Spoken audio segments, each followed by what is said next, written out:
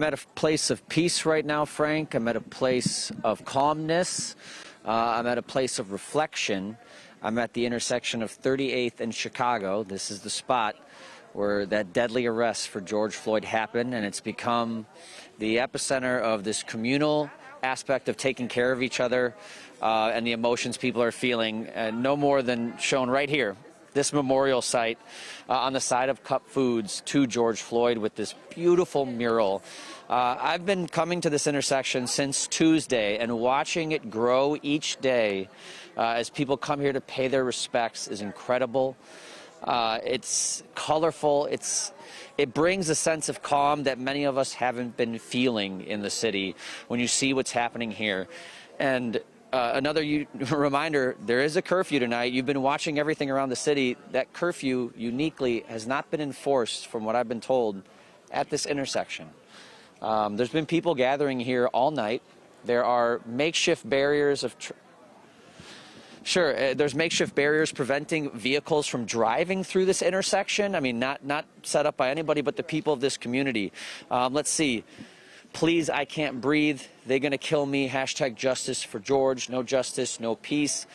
Say their names that you are going to recognize in the Minnesota community. Jamar Clark, okay? Eric Garner, Trayvon Martin, Ahmaud Arbery, Philando Castile, all the way back to Emmett Till. When we see all these names and hear these names, these are the reminders that although George Floyd is the name that's being projected right now, everyone that has come before him is also part of this movement of change for this community, for the African-American community, and the systemic issues that exist between law enforcement and how people of color are treated. He has become the catalyst over the past couple of days for this community. And again, there's a uniqueness to what we're seeing here in the rest of Minneapolis. I'll take you around 38th and Chicago. Amidst the chaos that's been happening all 4 days, going back to Tuesday, the one constant of calm has been here. I watched in this intersection the first day on Tuesday where people used chalk, but then it poured rain. So people came back Wednesday. Okay, I'm not sure what's happening right now, but a couple of cars have gone around one of the barriers here. I'm not sure what's happening. Again, the unique irony of me calling this the most peaceful corner in Minneapolis, and the second we go live, a couple cars drive through and people scatter. I think there's frustration from people that not only that these cars came through, that people ran. People have been standing here, of course, right before our cameras turned on. There's music playing. People are just leaning on each other. It's, again, a different feel at this intersection than will be experienced all across the rest of the city. As I was saying, Tuesday evening, this intersection, people did chalk artwork to explain how they felt. Well, it poured rain. So they came out here Wednesday with actual paint. As I was walking across here on Thursday, one man said, as he stepped over these words, he goes, "We're walking over history." We're walking over history right now. It makes me wonder if this intersection will be able to maintain all the changes that have happened to it to serve as that reminder going forward, that when these flowers are cleared, when the graffiti is painted over, if maybe that mural, and of course the paint here on this pavement, if it remains, it'll be that constant reminder for the days going forward. Let's continue on across Chicago Avenue right now. There have been large groups protesting here for... Sorry about that, everybody. You know, some people have certain emotions about everything that's happening. Showing you right here, this immediate area along the curb outside Cup Foods, this is where that deadly arrest occurred. This is where the memorial began, but the amount of flowers and posters has continued all across the sidewalk. If it was mid-afternoon right now, there'd be a table set up with people serving everyone food. There'd be people with grills around the corner. This has become, again, a beacon of calmness and peace for a community that has felt unrest all across the city, a place for people to lean on each other with all of those emotions that they're feeling, whether whether it be anger, frustration, pain. That's what I've seen here at this specific intersection, and it's something I think the community at large that needs to see. When you have those helicopters on high showing fires from above, they might overlook this portion right here. But people need to also remember there has been peaceful protests around the city of Minneapolis, and I think this has been the #1 spot where you would have seen it. And it tells you something that amidst this curfew, this is where people are still able to meet and not be hassled by officers. Because when we were peacefully walking with protesters at 8:30, 8:45, no one was rioting, no one was looting, and we were intercepted by those state patrolmen who then started shooting tear gas, and everyone was confused. While, albeit we were breaking curfew, everyone was being peaceful. Well, here we are at this intersection, breaking curfew, being peaceful, and it's gone untouched throughout the evening. So I think that says something about the spot where we're standing right now, not only to the community, but maybe some sort of understanding with law enforcement, some sort of unwritten rule about what happens here as they try to enforce that curfew around the city. There, Jeff. You know, the other thing on that, the other kind of thing to consider is that, you know, we were talking to Pat earlier about, you know, the amount of police that you need to stop the rioting for the last couple of days. And he's like, well, you know, there's a social contract in place, right? You have a city like Minneapolis, it's maybe give or take 300,000 people proper. I'm going to just say that one more time, Frank. I lost the signal on you, but I'll get you back in one quick moment. Yeah, no. What was you said Pat Kessler was saying what now? Well, I just think there's some unwritten rules when you talk about social contracts, right? Like, you know, we realized that we needed 4,100 National Guard troops to put an end to this, but we'd never have 4,100 troops on a normal police force. In the city of Minneapolis, you have 800 cops and it's 300,000 people because people follow rules and just behave, right? So the unwritten rule at this place is those flowers are laid out so orderly, those candles are laid out so there are people that might have gone through 38th in Chicago that could have lit buildings on fire and destroyed property and smashed windows, but when they get up there, it's like there's a contract in place. I'm not going to disrupt that place. Absolutely, and it's a contract that the community understands around here, especially because they're going to be the ones to protect it, and it appears to be a contract that law enforcement knows as well.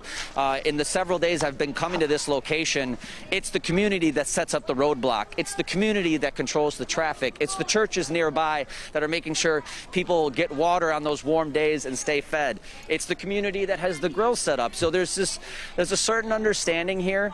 And I think if people are wanting to visit locations in Minneapolis to see what has happened to this community, don't stop only at the 5th precinct at Lake and Nicollet. Don't stop only at 3rd precinct to see the destruction that the community has experienced. Come to the intersection of 38th and Chicago and understand the root and pain that has brought out what you might see across the rest of the city that originated right here in this spot where we're standing, where that arrest occurred. And again, it tells you that this community has kept it as it is to allow people to also share in those feelings when they need to. Jeff, I know when we came to you earlier, it was pretty calm. Anything going on across the street there? Are they starting? Frank, are they playing their music now? Again. If you can stick with me real quick. Sure. I don't know what the signal is doing to me real quick, Frank, but I'm still with you if you want to repeat what you might have been saying. It's Amelia. I just wanted to say, I know that when we came there to you, it was thank you. That's okay. It was relatively quiet. And then you said that earlier there was a little bit of music playing. Are they going back to that now? I know there was a little bit of a ruckus because somebody had broken the barrier. Yeah. I'm not sure. I think the fact that a couple vehicles passed through, I don't know what kind of confused the crowd here, and it sent some people running, but once they realized it might have just been some people breaking through who shouldn't have, it returned to how it was when I first arrived. And again, calm, peaceful. There's media here who aren't being hassled like they might have been by either protesters or law enforcement. It's just different in this area. Some people do feel angry, and that's understanding. But again, there's all types of emotions that are felt when people are standing here, and it's their choice on how to express it at the moment. But for the most part, peace and calm is how I would describe here. Quite a difference from where you were earlier, and you've ran the gamut of emotions and all that with protesters, haven't you, today? Yeah, I think one of the unique aspects was shock, because when people were being peaceful, that's when the tear gas came. That's when those things occurred. But ever since this began, you know, when that first protest happened on Tuesday, it was scheduled for here at 5 o'clock before things took a turn violently towards 3rd Precinct. Again, I came back here Wednesday, and we maintained showing everybody. We do have law enforcement at the coming on Chicago Avenue right now. Are they coming up to Again, break everything I'd everybody spoken up? about. It appears as though, you know, I will say that a good handful of officers wearing the riot gear have exited out of vans, and they're lining up. I can't hear so much what they're saying if they're announcing anything on the loudspeakers. Sir, are you hearing them announce anything at this moment? How many people are around there, Jeff? Because Sir, I'm sure they don't mind 3 or 4. Have you seen law enforcement at all in this area since you've been here? Just now, I just got back here. We marched earlier, and they surrounded us on every block and shot at us on every block. And we stayed peaceful. We didn't loot. We didn't do anything wrong at all. They've been literally shooting at us since the beginning, and we've been peaceful the whole time. The guards just pointed their guns at us, passing by us, and I had to put my 2 fingers in the air saying peace. What made you want to come back to this spot after going everywhere else in the city? Why did you find yourself back here? Because we was told there was other people here being peaceful. We wanted to stand with them in solidarity. We wanted to stand with them. Look, see how this is what they do. This is what they do. Yeah, we do it. We have law enforcement coming from another direction now. You know, despite everything we had just discussed over the last few minutes, it appears things have changed when it comes to enforcement of curfew. And yeah, we're being shot at. I get. All right, Jeff, why don't you get out things there? have changed in this immediate area. We're getting out now. Things All have right. changed. We'll come back to you. Why We're don't you trying guys to move. go to Cars are safety. rushing through right now. All right. Go, Jeff. Yep. Let's hope he gets somewhere safe, because I know that earlier one of our photographers got hit in the leg with one of those rubber bullets, and I think And got arrested. And got arrested too. But as we saw 2 girls. One, her nose bleeding. I think another one got hit in the eye. So I mean, that caused some damage. But Well, I think some of the issue there is I'm not sure. I wonder if they'd be okay if there were 2 or 3 people there. I wonder if they see 15 and they're like, we're not, you know the rules. The rules are 8 o'clock, you're done. And I don't know. I know, and it's unfortunate. You look at this; it's unfortunate because people who go and they're the ones who are rioting and who are looting and who are starting fires, they have now taken away from these people who want to just have a peaceful protest. And we heard that gentleman who said he wants to stand in solidarity and just be there. So they've taken that away. It's a noble reason, and it'll be a legal reason at 7 a.m. But from 8 to 6 tonight, it's There not was a according curfew. to the new. Yeah.